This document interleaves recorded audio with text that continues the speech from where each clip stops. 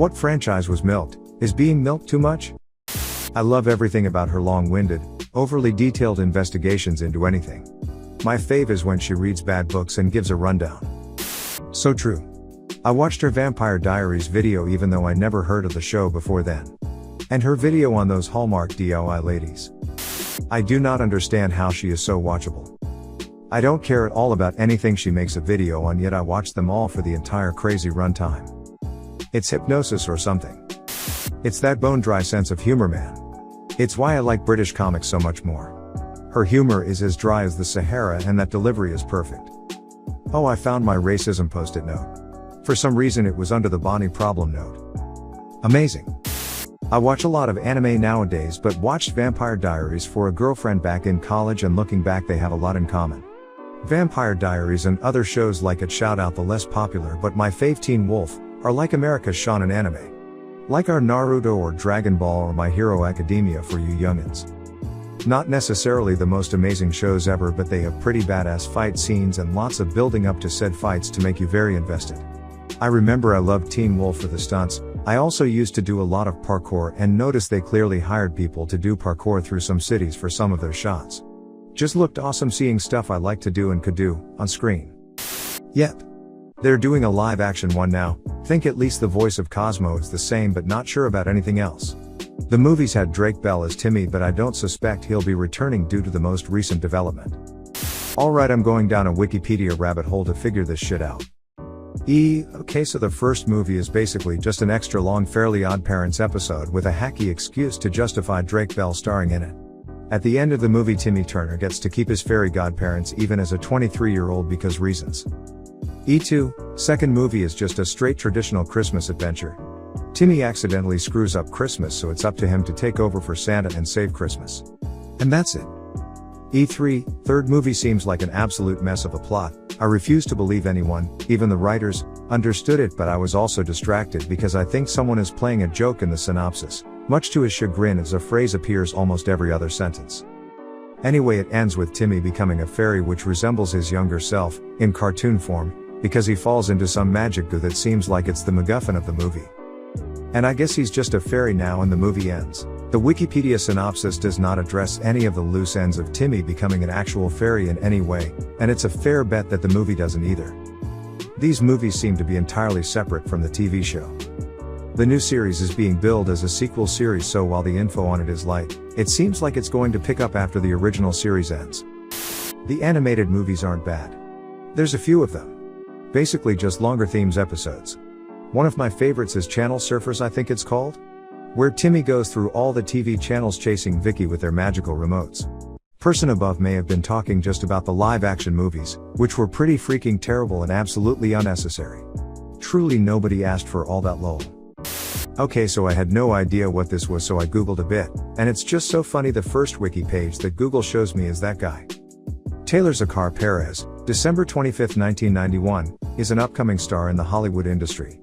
In the summer of 2020, skyrocketed to a stardom with his starring role as Marco in the Netflix movie The Kissing Booth 2. And I don't think I've ever seen a wiki page so blatantly written by his own agent Lamau.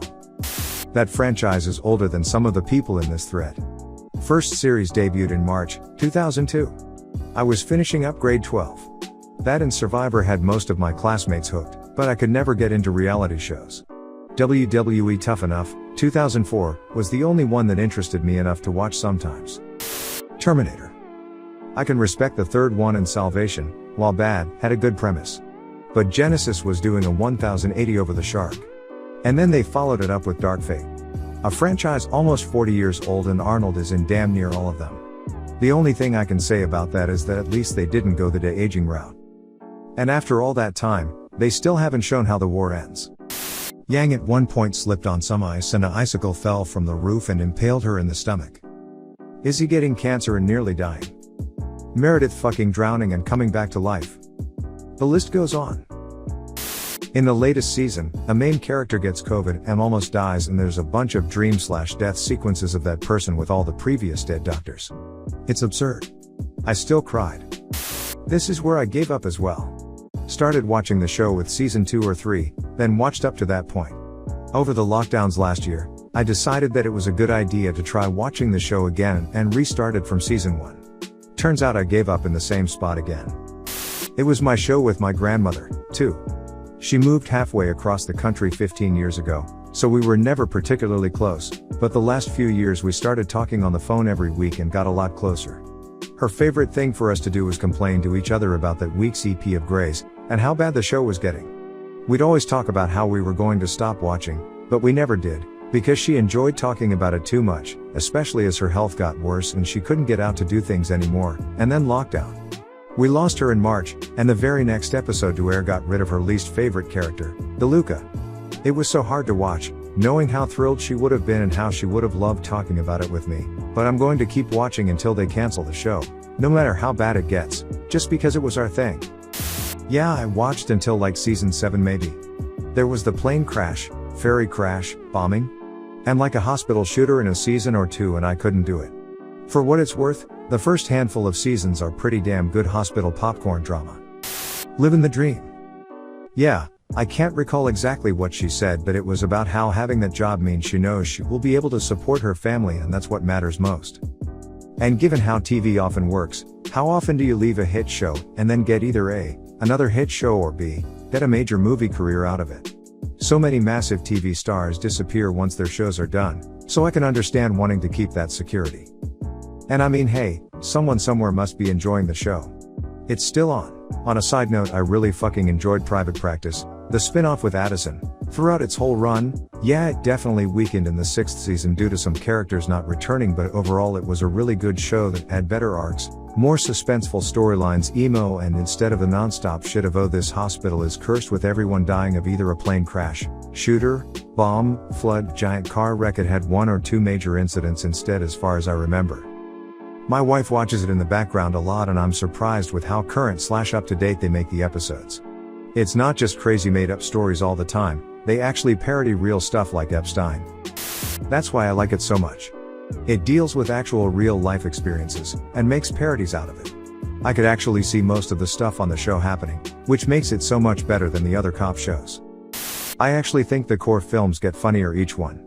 First movie, Global Threat, Steel Moon. Second film, City Threat, Destroy City.